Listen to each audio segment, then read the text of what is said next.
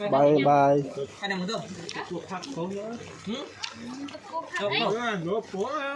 Mình đang đi nè. Có hai món rồi, mình ăn đi mình chung chưa? Việc lại ăn đây nè. Hai bao giờ không? Việc ăn hả? Có ăn Mình gần đi được. coi đến mắt, coi nó. Không đặt lấy.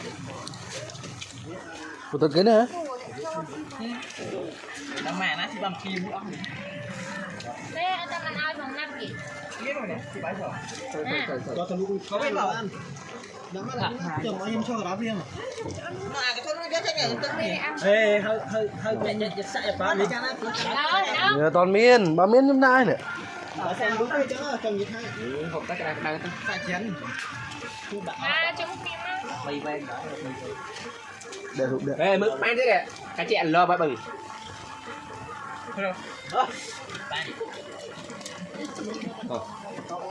Mà hơi bưng cái mày. Nhưng mà anh ra tay anh ăn không á.